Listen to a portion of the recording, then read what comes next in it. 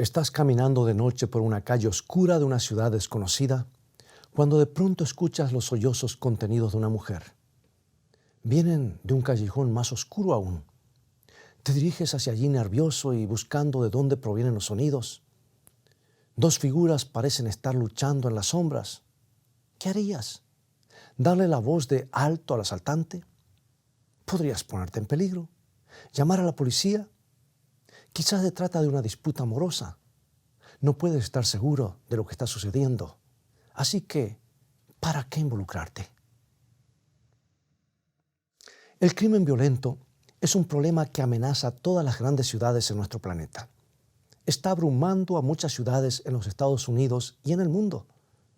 Los habitantes son testigos de cómo más y más vecindarios caen víctimas de las drogas, las pandillas y de los asesinatos. Parecería que cada día hay un nuevo lugar al que ya no podemos ir porque se ha vuelto muy peligroso. Conozco lugares donde ni se ha puesto el sol y ya las calles están vacías. Y nuestro círculo de protección se está estrechando. Querríamos gritar que no es justo. ¿Por qué deberíamos tener temor de caminar en las calles cerca de nuestra propia casa? ¿Por qué no son los criminales los que tienen temor? ¿Por qué tengo que limitar mi vida constantemente? Hay vecindarios en muchas ciudades y seguramente cerca de donde tú vives, donde ya no se puede caminar a salvo, especialmente de noche. Tal vez solían ser vecindarios agradables, donde la gente se sentaba en los porches a disfrutar de la brisa del atardecer y saludaba a los amigos que pasaban por la acera.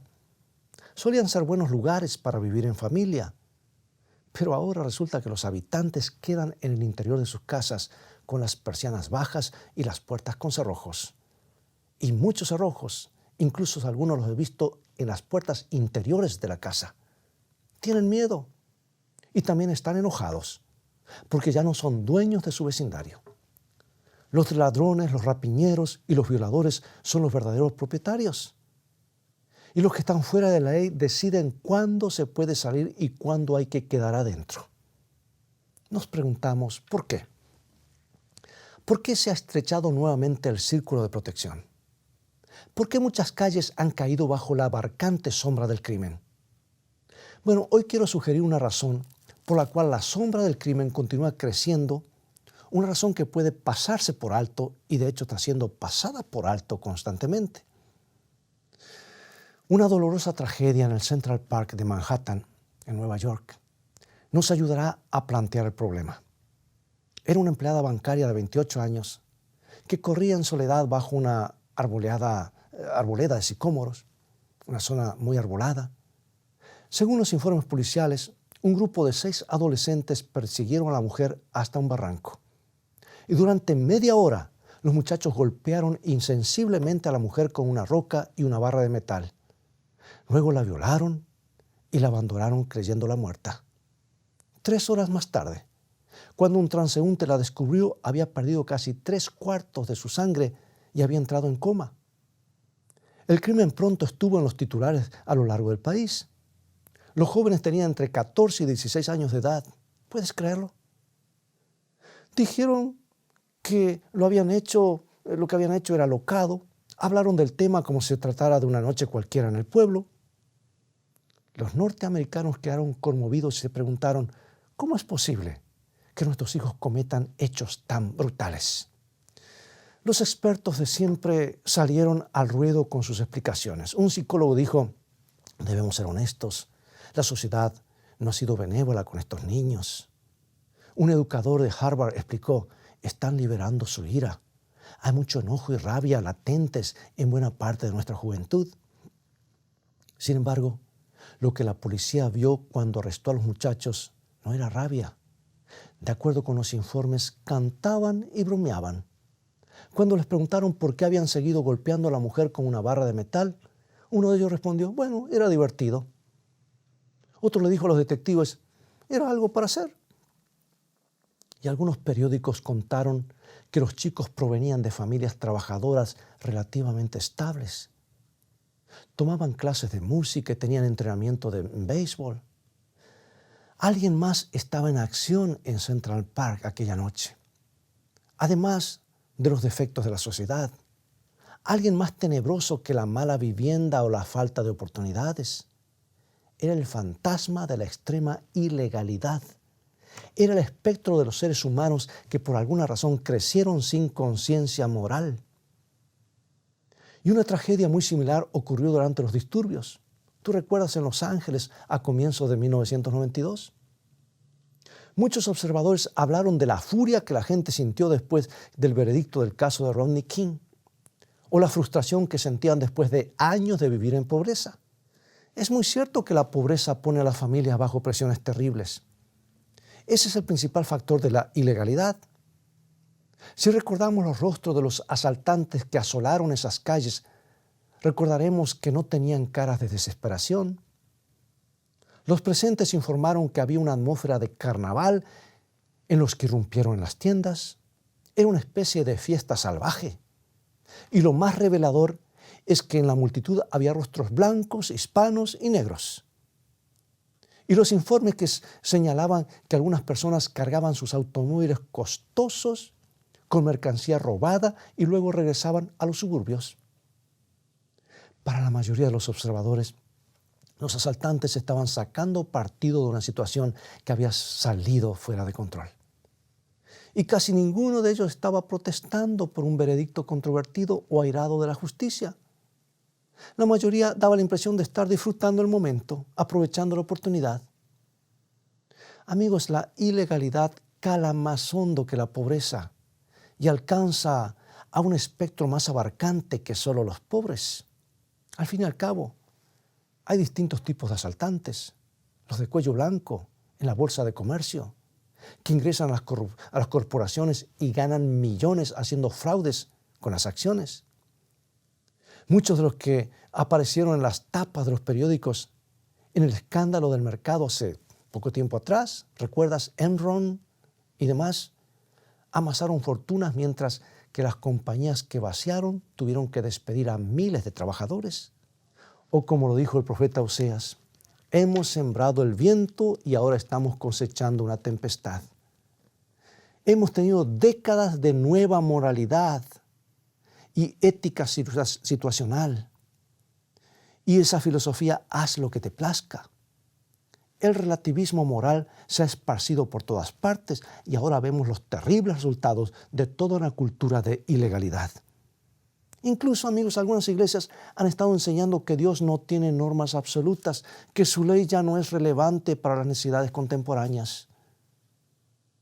Y algunos mantienen que la ley de Dios ha sido eliminada para dejar paso al reino de la gracia. Pero la sociedad está aprendiendo por las malas que la libertad no se genera con el abandono de las reglas. Todo lo contrario. Una vez que hemos quitado las normas del bien y del mal, lo que sigue es el caos. Hay una tarea de reconstrucción que debe ocurrir en el corazón de las personas, ¿no lo crees? Ahora, ¿cómo se restaura la confianza? ¿Cómo se reconstruye el respeto por la ley entre los jóvenes que han visto a sus padres salir de las tiendas destrozadas con objetos robados? ¿Cómo se crea un sentido de responsabilidad entre la gente que ha visto a cientos de vecinos practicando actos de violencia? Aquellos que tienen algunos años más. La permisividad de los años 60 y de los 70 no dio resultados. Ahora lo sabemos. Hay un gran clamor en muchas partes del mundo para retornar a los valores tradicionales. Los dirigentes políticos hablan constantemente de su devoción a los valores familiares.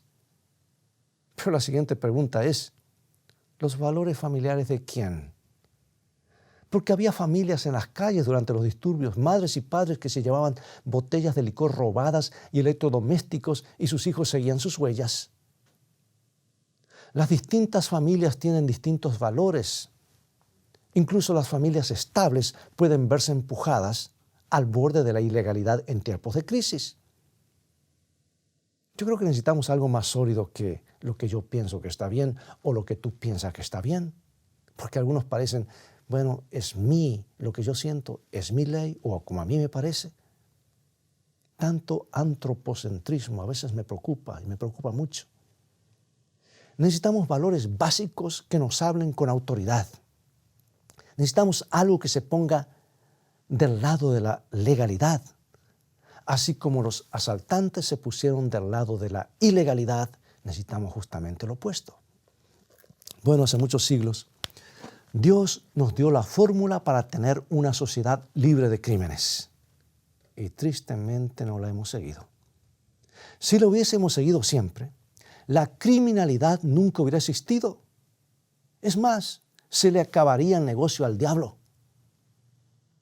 Las noticias de la mañana y el periódico vespertino estarían llenos de relatos inspiradores de interés humano. Y no sería lindo, y aquí lanzo este desafío, tener un periódico solamente con cosas altruistas o un canal de televisión que cuenten solamente las cosas maravillosas que están ocurriendo en el mundo. ¿No veríamos titulares sobre tragedias impactantes? Esa fórmula llegó en un tiempo en particular y en un lugar en particular. Resulta que los hijos de Israel habían sido liberados de la esclavitud de Egipto. Habían acampado cerca de una montaña llamada Sinaí. Y Dios dijo esto. Leámoslo en Éxodo capítulo 20, versículo 2. Éxodo 22. Yo soy Jehová tu Dios, que te saqué de la tierra de Egipto, de casa de servidumbre. Dios comenzó esta importante y vital comunicación estableciendo primero su relación personal con su pueblo. Se identificó como su libertador, el que había abierto el Mar Rojo, el que los había alimentado con maná del cielo. Ahí estaba el gran protector diciendo, yo cuido de vosotros, cuido de ustedes pueden confiar en mí. Y ahora, cuando la confianza se hubo establecido, Dios pronunció su ley divina. Y por medio de esa ley, Dios le proveyó a la humanidad una norma objetiva para conocer el bien y el mal, una norma para asegurarnos paz y seguridad. En otras palabras, puso un cerco donde más allá es terreno del otro y dentro de ese cerco hay seguridad, paz y amor. Y con truenos sobre la cumbre del Sinaí les entregó estos mandatos que se registran en Éxodo 23 al 17. Sígueme, por favor. Esta es una porción muy sagrada de las Escrituras. Toda la Escritura es sagrada. Pero esta tal vez es la más sagrada porque Dios no confió en ningún ser humano. Él mismo lo escribió con su propio dedo. Y Moisés luego lo escribe en un libro. Dice así, Éxodo 23 al 17. Es palabra de Dios. No tendrás dioses ajenos delante de mí. No te harás imagen ni ninguna semejanza de lo que esté arriba en el cielo, ni abajo en la tierra, ni en las aguas debajo de la tierra. No tomarás el nombre de Jehová tu Dios en vano. Acuérdate del día de reposo para santificarlo. 6 días trabajarás y harás toda tu obra, mas el 7º día es reposo para Jehová tu Dios. Honra a tu padre y a tu madre. No matarás. No cometerás adulterio. No hurtarás. No hablarás contra tu prójimo falso testimonio. No codiciarás. Estoy resumiendo los 10 mandamientos, pero es palabra de Dios. Y allí Dios resumió sus principios primarios. Ahora, los principios es algo que duran por la eternidad, vienen de la eternidad y continúan por la eternidad. Y Dios adaptó esos principios a la raza humana en su condición pecadora. Y se ha estimado que hay más de 35 millones de leyes inventadas por los seres humanos para controlar su comportamiento. Pero en solo 10 breves preceptos, el Todopoderoso formalizó un código que cubre toda la conducta humana. Y la Escritura declara que ese código fue grabado por el dedo de Dios sobre tablas de piedra.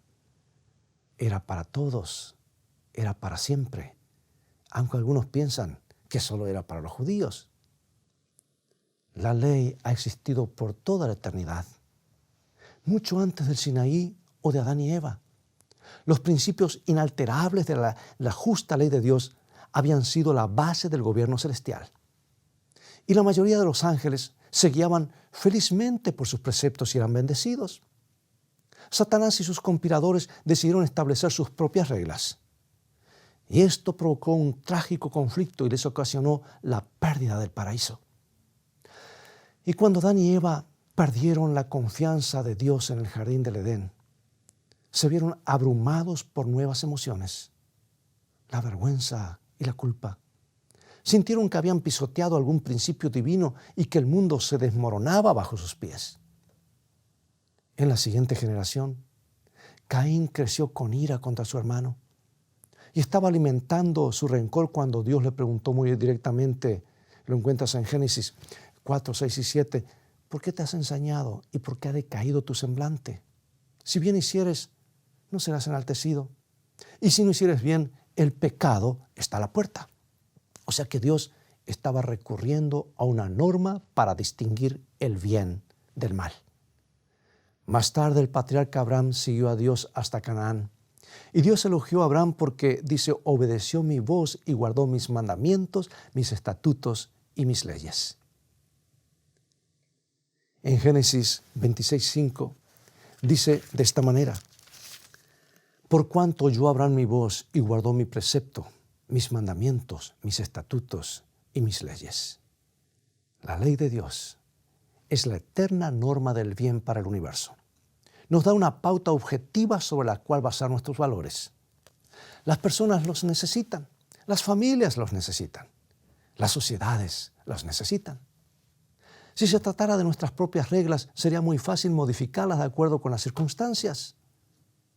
Es fácil abandonarlas cuando empiezan los incendios. Es fácil plegarse cuando todos los demás están robando. Necesitamos principios que no sigan las mareas. Esa es la base sobre la cual debemos edificar. Debemos reedificar sobre la roca sólida de la eterna ley de Dios. Y algunas de las escenas más horrendas de los disturbios en Los Ángeles ocurrieron cuando algunos jóvenes fornidos comenzaron a sacar a las personas de sus automóviles y las golpeaban. Muchos casi fueron asesinados. Pregunto, ¿será que la eterna ley de Dios produce otros resultados? Por supuesto que sí.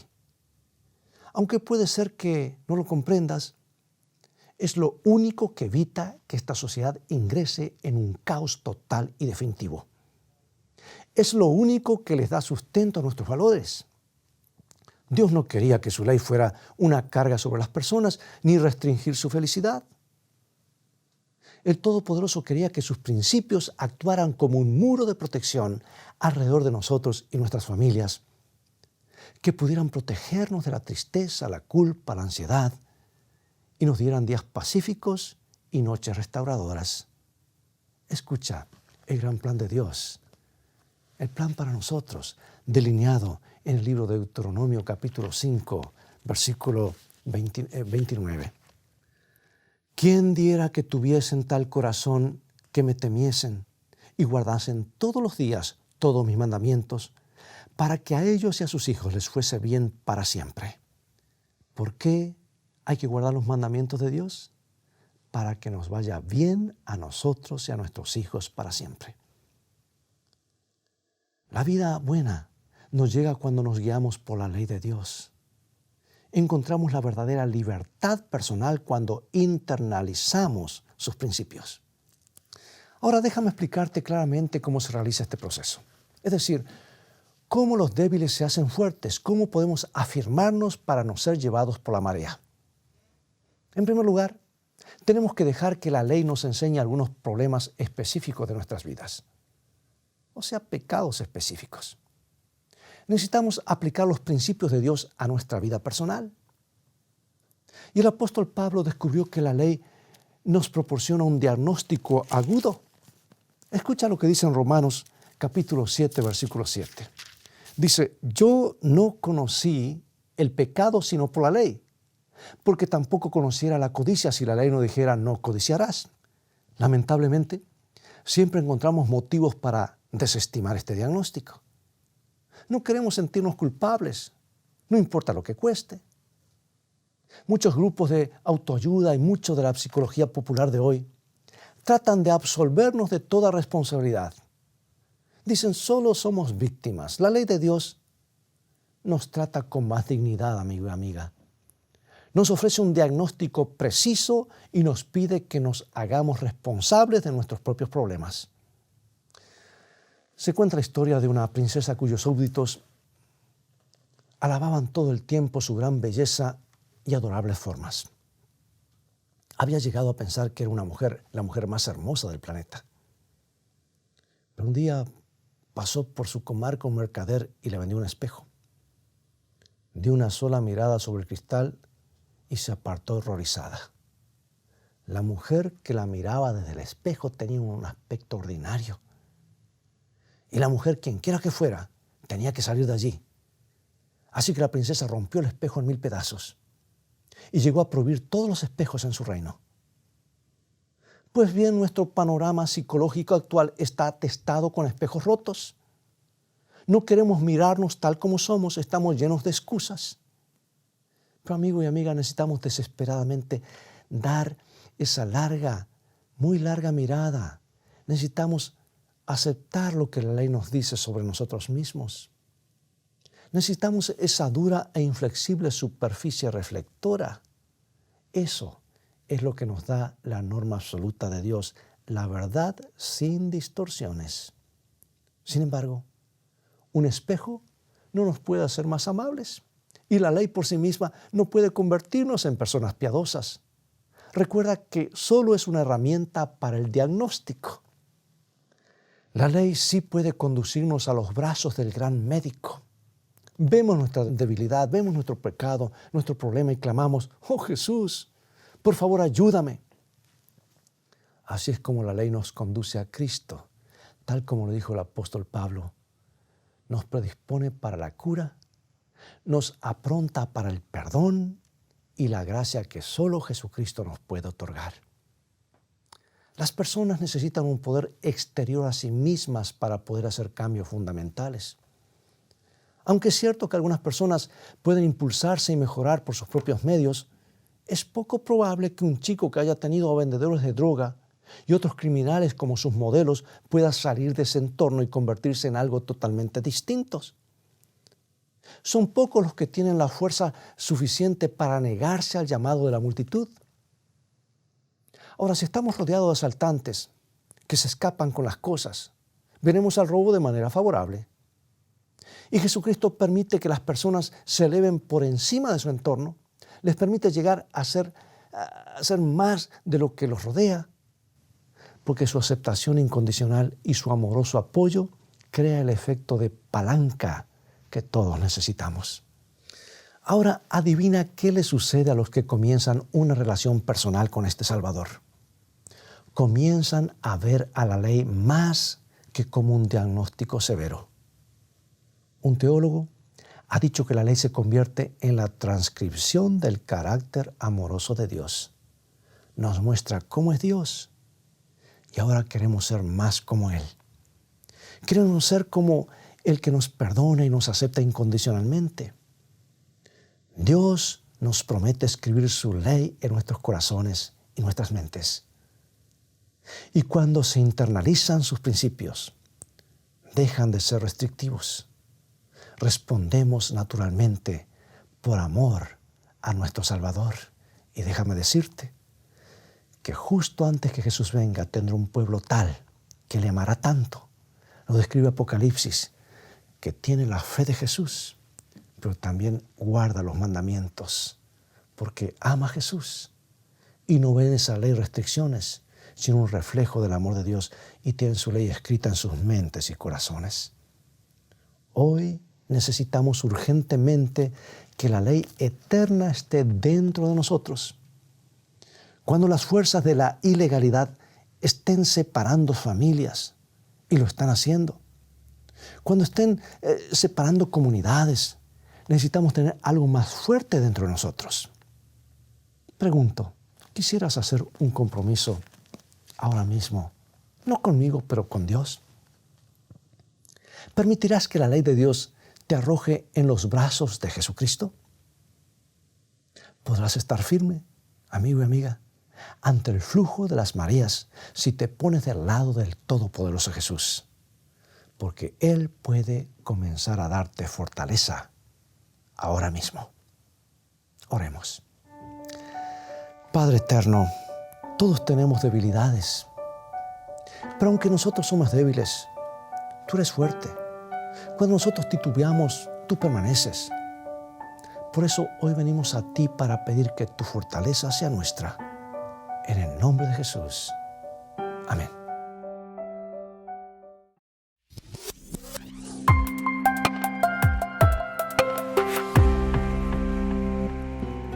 Querido amigo y amiga, hoy te quiero presentar el nuevo curso bíblico Un futuro con esperanza. Un conjunto de 24 señaladores con preciosas lecciones de la palabra de Dios que conmoverán tu corazón. Un futuro con esperanza te permitirá captar con facilidad las maravillosas enseñanzas de nuestro Señor Jesucristo y profundizar en algunas de las profecías dadas por Dios en las Sagradas Escrituras. Cada señalador contiene un tema individual, con preguntas y textos de referencia para aclarar tus inquietudes. ¿Será un apoyo en tu estudio personal o a la hora de dar un estudio bíblico? Adquiérelo hoy en la tienda de escritoestá.org y recuerda, Dios nos ha prometido un futuro con esperanza. Nuestro Padre Celestial está esperando derramar sobre nosotros la plenitud de sus bendiciones. Es privilegio nuestro beber abundantemente en las fuentes del amor infinito. Qué extraño que oremos tan poco. Dios está pronto y dispuesto a oír la oración sincera del más humilde de sus hijos. ¿Por qué han de ser los hijos e hijas de Dios tan remisos para orar? Cuando la oración es la llave en la mano de la fe para abrir el almacén del cielo, en donde están atesorados los recursos infinitos de la omnipotencia.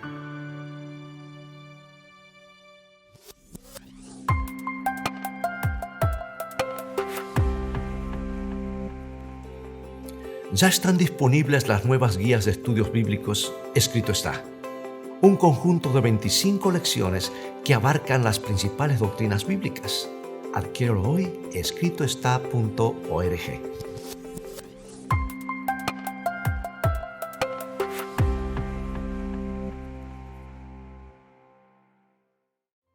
Es todo el tiempo que tenemos por hoy. Ha llegado el momento de despedirnos. Te animo a que deposites toda tu confianza en un Dios de amor, que nos ha amado aún antes de que hayamos nacido y ha trazado un plan para que seamos felices para siempre.